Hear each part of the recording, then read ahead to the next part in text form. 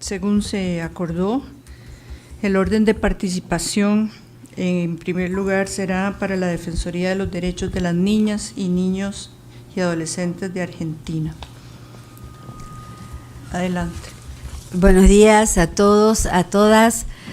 Soy Marisa Graham, defensora de los derechos de las niñas, niños y adolescentes de la República Argentina. Me acompaña la doctora Clarisa Adem, directora de litigios estratégicos de la Defensoría. En primer lugar, saludo a todas y todos los presentes, en particular a los representantes y funcionarios de los estados, representantes de las organizaciones sociales y de la academia y miembros de la Honorable Corte Interamericana de Derechos Humanos. Nos complace que haya sido nuestro país, la República Argentina, quien haya tomado la iniciativa de presentar esta solicitud sobre el contenido y el alcance del derecho al cuidado y su interrelación con otros derechos, y agradecemos el interés demostrado por la Corte al haber organizado esta audiencia de la opinión consultiva que ha concitado el interés de tantos organismos y tantas organizaciones. Nos presentamos para realizar aportes desde los derechos humanos de las infancias y adolescencias. La Defensoría de los Derechos de los Niños, Niñas y Adolescentes es un organismo público, independiente, autónomo, autárquico, de derechos humanos que se rige por las reglas de París y tiene por fin velar por la protección y promoción de sus derechos consagrados en la Constitución Nacional, la Convención sobre los Derechos del Niño y las leyes nacionales. La Defensoría emite recomendaciones, pronunciamientos, observaciones y tiene legitimación para exigir el cumplimiento de los derechos de las infancias y adolescencias en cualquier tribunal y cualquier instancia. También recabamos evidencia y monitoreamos las políticas públicas destinadas a nuestra población objetivo. Partimos de la opinión consultiva 17 del año 2002, que establece que ante la ausencia de un instrumento interamericano que regla específicamente el derecho de los niños, la Convención sobre los Derechos del Niño constituye parte del corpus iuris que debe servir para fijar el contenido y los alcances de la disposición general definida en el artículo 19 de la Convención Americana. Las infancias y adolescentes son, como se ha dicho en reiteradas ocasiones, algunos de los sujetos con derecho a ser cuidados. En este marco queremos dejar sentado una vez más el principio de protección especial de los derechos de las niñas, niños y adolescentes, que surge por primera vez en la Declaración de los Derechos del Niño de 1959, citado en la opinión consultiva 17, denominada La Condición Jurídica y Derechos Humanos del Niño, en su apartado 57, que dice: el niño gozará de una protección especial y dispondrá de oportunidades y servicios, dispensado todo ello por la ley y por otros medios para que pueda desarrollarse física, mental, moral, espiritual y socialmente en forma saludable, así como en condiciones de libertad y dignidad. De este concepto de protección especial surge luego el concepto de interés superior del niño. Está claro que la opinión consultiva que se le solicita a esta honorable Corte tiene como objeto principal una perspectiva de género, la búsqueda de un reconocimiento de las tareas de cuidado, partiendo de la sobrerepresentación de las mujeres en esas tareas y su reparto desigual.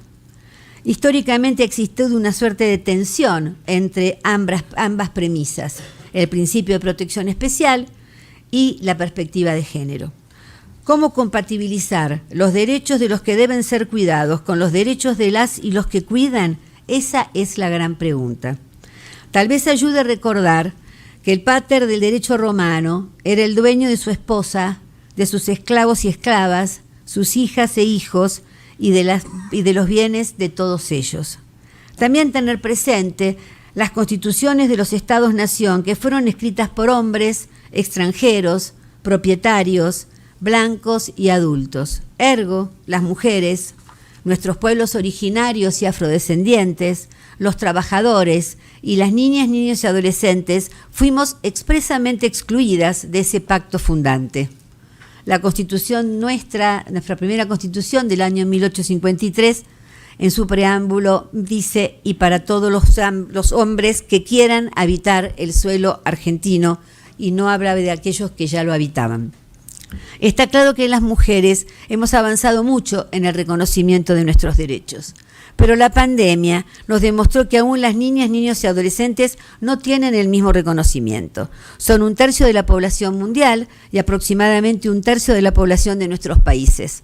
Sin ánimo de generalizar, aún siguen siendo vistos y tratados por muchas familias como objetos de su propiedad, por las sociedades como sujetos peligrosos y por el mercado como consumidores. Ahora bien, el día de ayer se habló de un nuevo paradigma e incluso de un nuevo contrato social. Y es alentador para nosotros escuchar estas propuestas.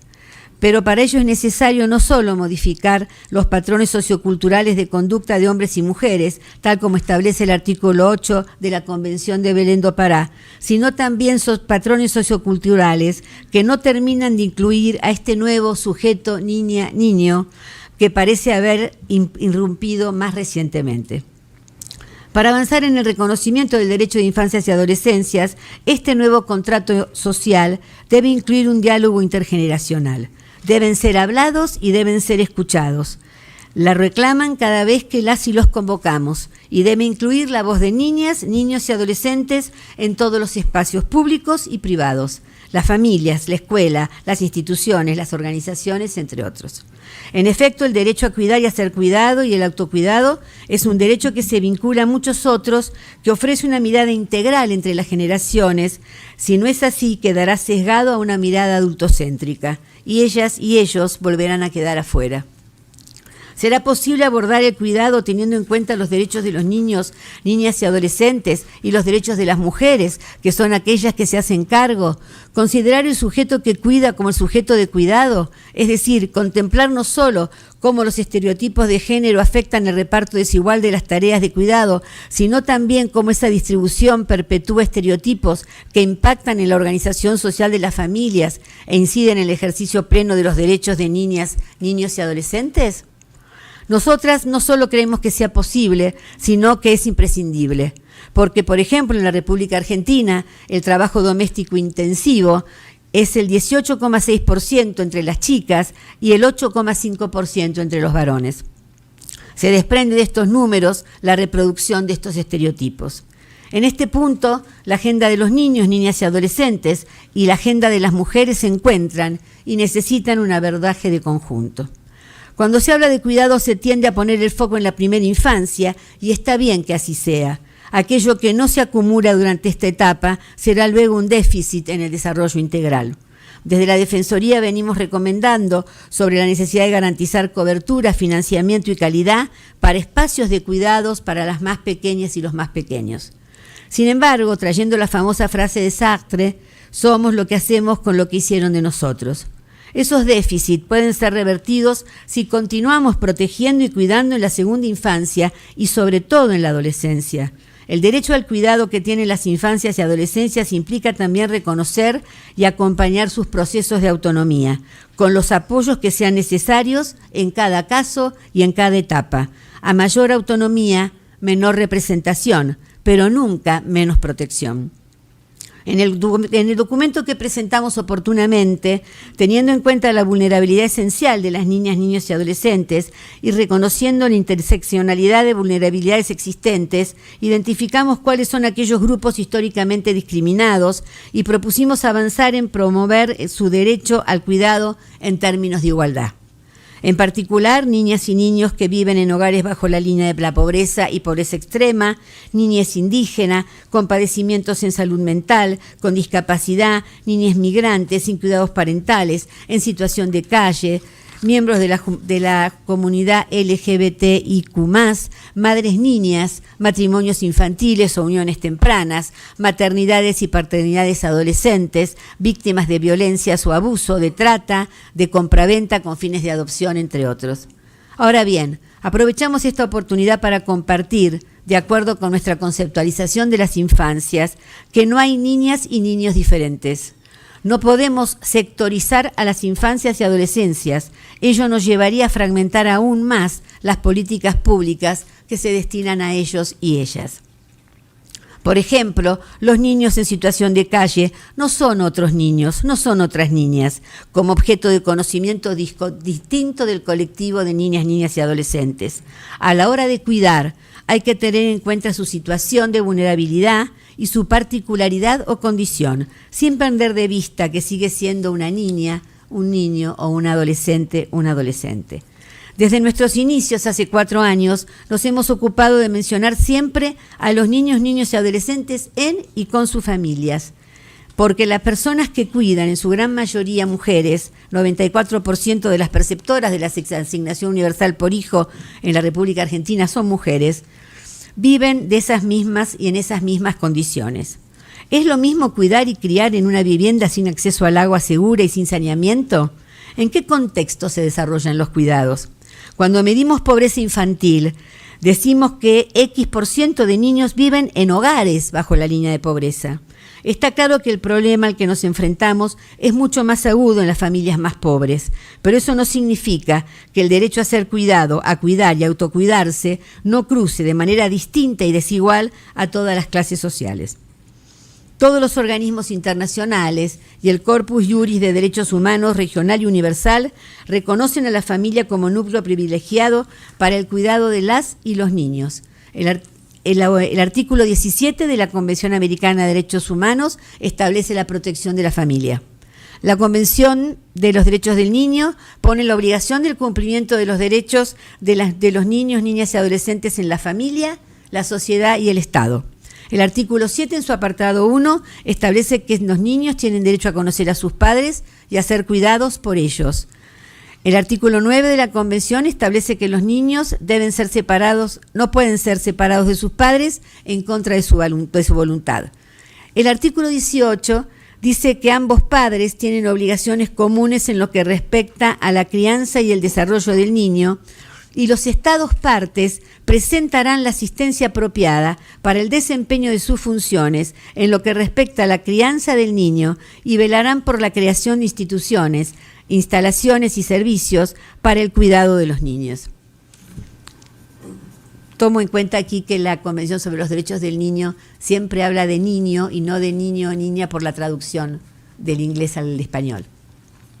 Esta obligación impuesta a los estados parte no es supletoria, sino complementaria del derecho de madres y padres.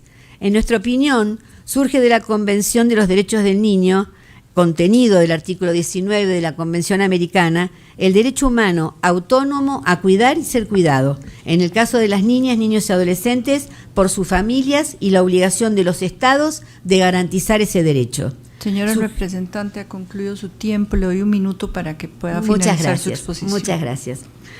Ya termino.